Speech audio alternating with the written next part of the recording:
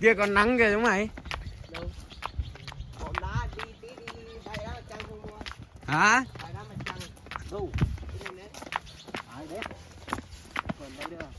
Anh như không cần mũ cho em sao em dám đi được? Sao không sợ? Ô thế tỏ mình là người Mông, mình vào nhà vệ sinh có bị mất tiền không? Đi. Thì mình đi bảo họ trước.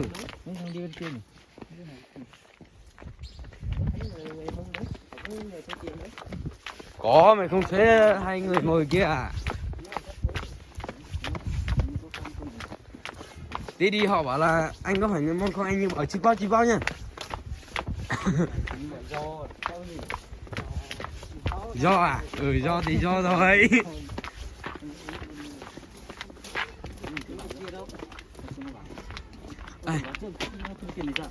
Hả?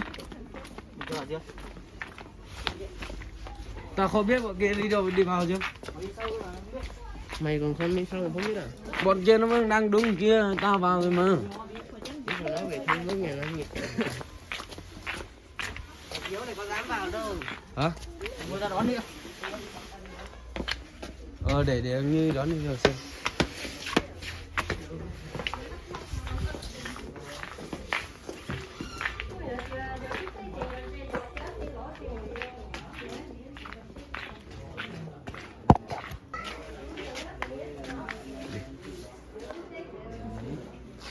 Quay ra phân. Anh là người trước. Tụi anh là anh xứng vai. IOP. IOP. IOP. Yeah. Yeah. Chào quân đội nào. Nghiêm. Nghiêm. Nhưng mà ba Ra ta tiếng lại. Bác mình gọi là anh. được rồi. Không. Thằng này chụp xấu, Đúng rồi. À, chụp đi. Được chụp Chụp với các anh. Chụp. Nào chụp đi. Đấy. đấy, đúng rồi. Đấy, tuyệt vời. Tiếp về. Tuyệt vời rồi. Ba. Ba ok. ok. Ok. Được rồi. Được rồi, đợi tí nó mới được.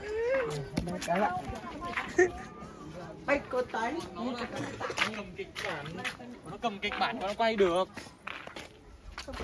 Đấy, mày với tao nổi tiếng có đi đâu ai cũng nhận ra chụp ảnh. Nổi tiếng. Anh chưa nổi tiếng mà.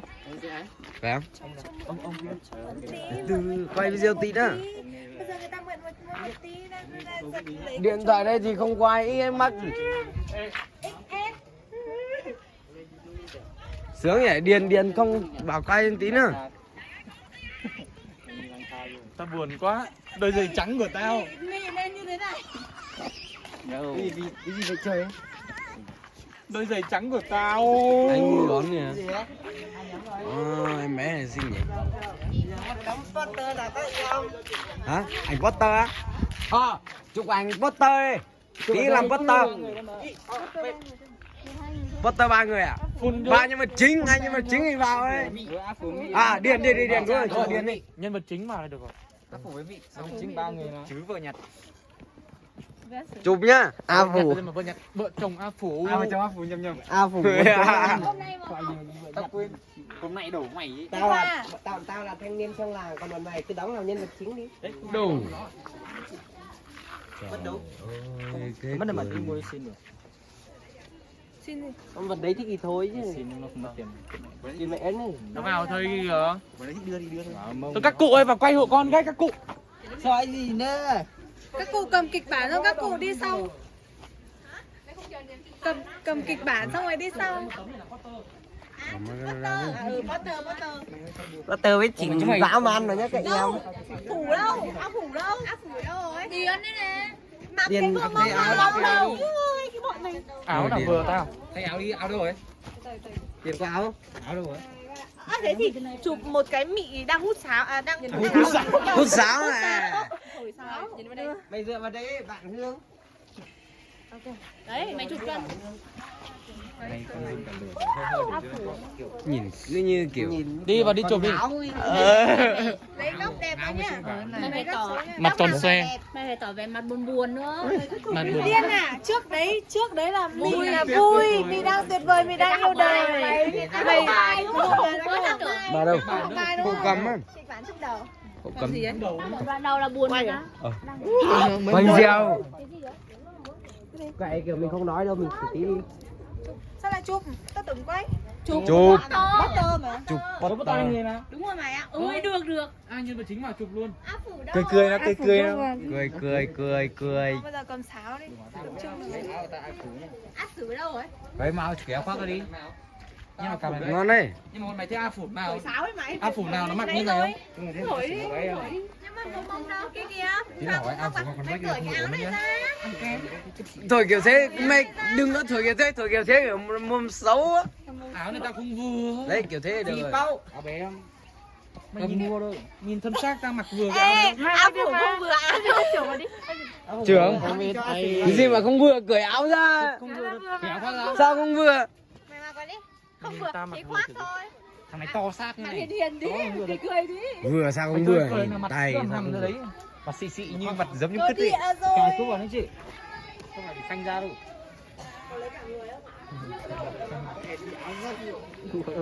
Không bé quá này. Đấy bé được quá. được Nách được bé quá. Cái chỗ này này. À rồi, bé quá. Được. Sao Được, có thể bỏ được. cái này được không? Nó dùng để nó bắn ta. Đấy con đầu Hương chỉ nghĩ đến thế thôi. Áp phủ á, áp phủ Ý vậy là đó. nó là cái chốt nó đánh tao. Áp phủ tí á, tìm một đoạn bị trói không chụp. Mình bị trói ở đâu? Bị trói ở đâu? Bị trói trong này đi mượn dây. Đúng rồi, một poster bán Vào trong đi. vé. Khổ quá Rồi, cờ trong ngoài này. này chụp poster cái gì? Tao không vừa áo. Trong vào trong nhà quay đi. Để áo mày ở đây. để Chụp áo mày không? Áo khoác cơ. Áo này cũng trong áo mông mà. Áo Mày đeo vào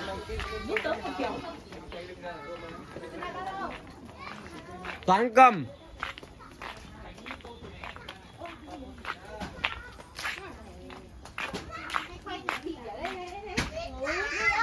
Ra ngồi rửa bát đi.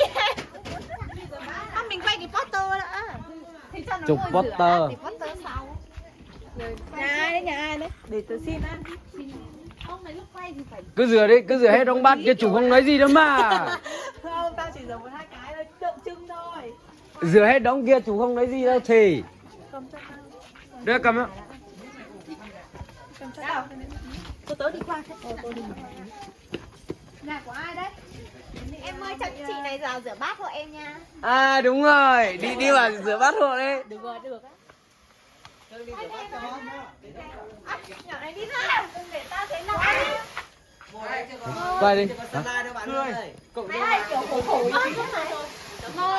Thôi mày đeo nhấn mày ơi. Không sao, nhấn cưới. Mày ơi, không phải em còn không qua tao cái. Mày nhấn ra rồi mấy phòng cho tao. Đừng rửa bát trong sang thế đâu mà. Rửa bát không được đeo này mày ơi. Bịt xong á. Lúc đấy còn mì còn nghèo lắm ơi. Khi nào cưới tao sẽ tặng cho mày. À, mày tặng tao hả? Tặng cho mày.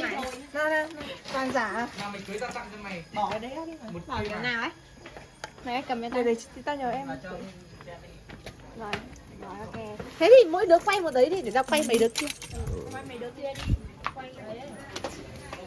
Quay chị dâu nè. Quay chị dâu đi. Ai là chồng chị dâu? Đây nhé. Bà. À, thế nào người ta cười chó.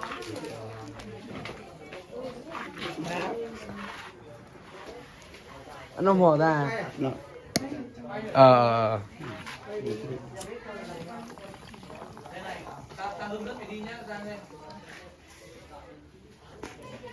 Mày hồi chả gì lo? Mày dạ. Dạ là. À. Ô bỏ nổi tí to. Ai biết tao được không? À, chả sao anh chị thôi chả sao.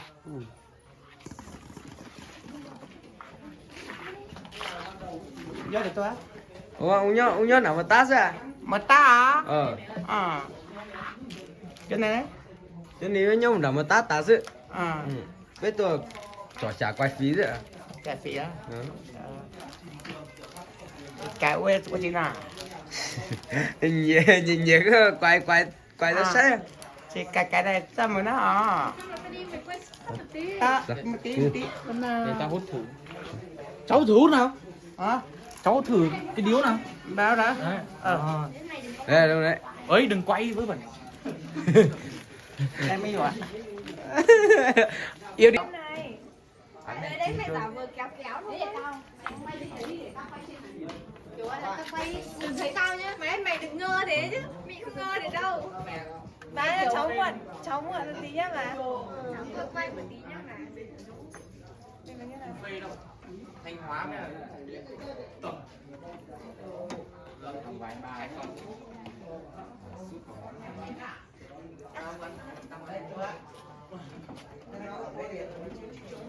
Đấy nó không ra chỉ đâu.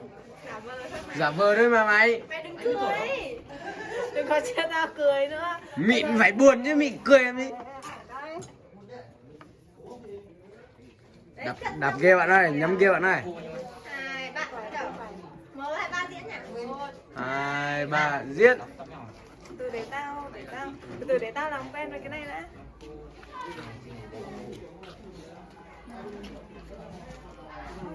Nước tiền ra.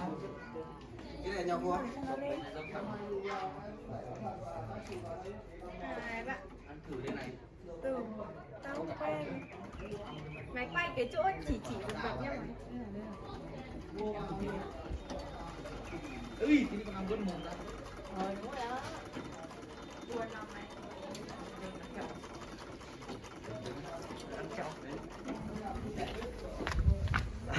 Anh mới. Ai thôi nhỏ này chạy con máy quay ở đâu? Các cái không hả? Không, Ờ. nhỏ đi nhỉ? Không nhá. Bây giờ lại đi xài bạn.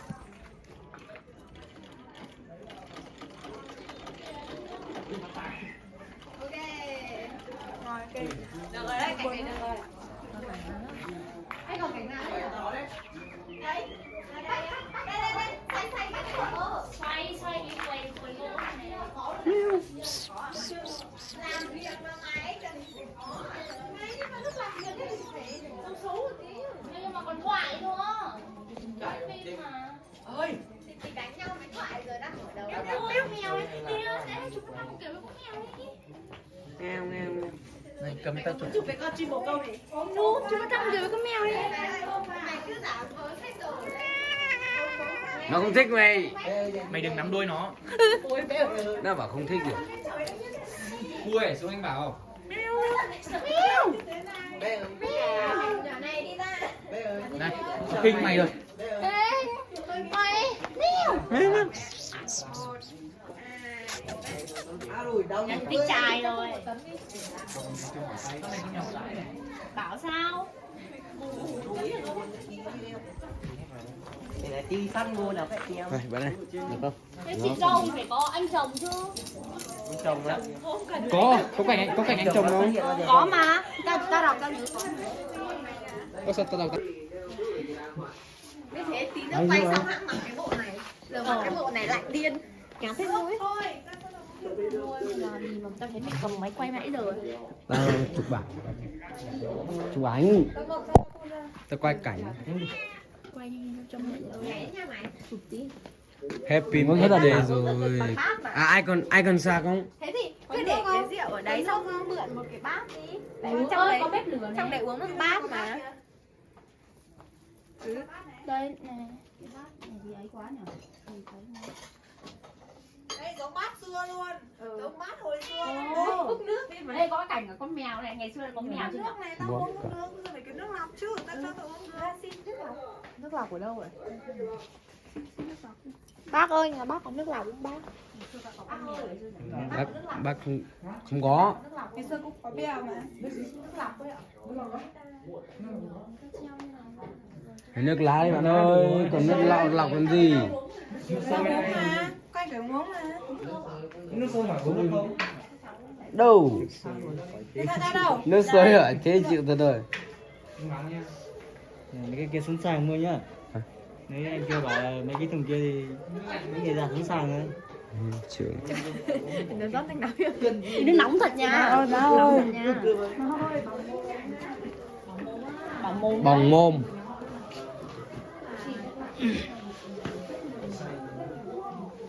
Đây bạn này. Hả? Chiến sĩ phía. Hả?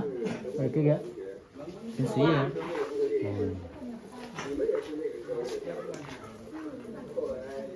Ngồi thế khi nào về nhà thì về. Tự nhiên nha. Tự nhiên thôi. Phim cũng hay phết. Mình đi xem phim không hả?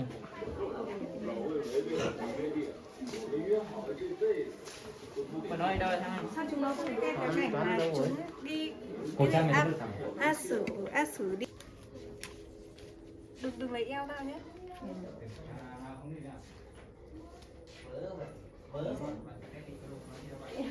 Bóng che hết rồi gì nữa. Mẹ ra đấy là thấy mày rồi. Từ từ. Để tao tìm thêm túi đi kiểu sao mà trông nó giải chân. Che hết mặt.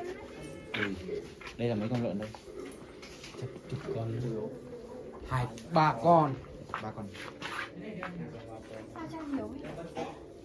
Ôi Phượng đấy chụp ảnh đẹp với Phượng.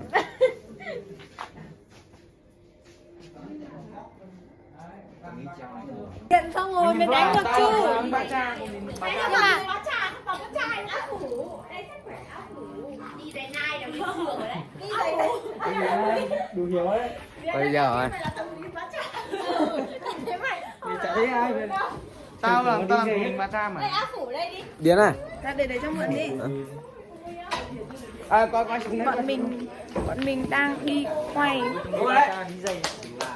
Cái mua đeo ở đấy nhìn nó cứ Đẹp trai này khi đẹp quá. có người dân ở Cô nhớ cho bọn em giải nhất này, bọn em lấy tiền. Em đê mất tiền đó cô ơi. Cô nhìn thấy clip này thì cô nhìn thấy clip này. Cô thấy clip này thì cô thấy clip này cô hãy cho bọn em giải nhất. Nào quay đi nào. Bạn nào? Cái này không giải nhất hơi phí. Mày trước kịch bản ở trong đầu mày thôi, giờ mày hỏi có hình nào. Quay cảnh mình đánh. Ai là áo phủ? Áo phủ đánh mà. đánh kia. Đánh này. Tao bị đánh ở trong bếp. Trong bếp không nào? Nhưng mà đợi đánh. Tới. Tao không được quay đằng trước, tao quay cái lúc mà trói tay đằng sau ấy. Nào. Nào. Ơi. Mua. Mua. Đi ra để nó sẽ quay. Bỏ ra để cho nó buộc vào cột. Đây, mày đứng ở đằng sau để tay vào đằng sau ấy. Hiểu không? Tay vào đằng sau. Tóc nữa nhá. Quay đi. Này. Mày tắc xù lên. Tí lấy luôn cái khăn đấy cuốn luôn đầu. Cuốn đầu. Bắt đầu nha. Buộc cái tóc. Quay cái cảnh này ơi, quay ở đây là sẽ thấy cái. Quay đi. Quay gì? Quay cảnh Đang lên cảnh mình đâu? Ở đâu? Một. Cái lưu ý đâu? Đây à? Nào, chị thấy này. 3, 2, 1. Của nó giống gì? Hay là cái khúc đấy là bắt đầu phải ngồi chứ. Đây mua. Ăn sửa thằng nào? Đấy là điểm nâng cái lên để mà nó chói. Mày chói nó. Mày chói đi. Về chói à? Xong. 2, 3. Xong từ từ lại nha. Sao mày đứng im đứng sẵn rồi nó chói vậy mày nhảy nó. Ai mày đừng có tay. Xong rồi, thằng mua giả vờ. Nhắm mắt đi. Nhắm mắt đi mày. Thằng mua rìu vào. Im, không cần dìu. Mắt nhìn gì? Không cần chói. Mắt nhìn gì mà? Nó xây dựng ở nhà. Mặt đến nghiện nên đéo. Tay đây để tôi kéo vào. Rồi là đinh Bạn đứng yên Không phải xây dựng cái đây. chói ở chân à? Thôi nào. 1, 2, 3. Ta nhìn thấy bất ổn đấy. Lại đi mị cười rồi. Nó giật tay nào? Nó giật tay nào? Nó như kiểu nó thù tao rồi đấy. Nó thù tao hay sao? Tao đang rất mệt nhá, còn nó cười quay đàng hoàng xong đi về. Ok. Buồn lắm à. Chúng quay đi quay cảnh khác đi. Quay cảnh nào được? Kịch bản là trong đầu của Phượng.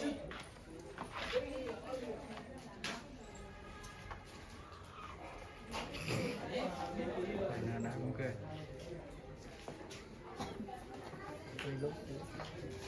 Rồi, buộc quá nhiều là vòng nó được. Chói chân đi. Đi về đi.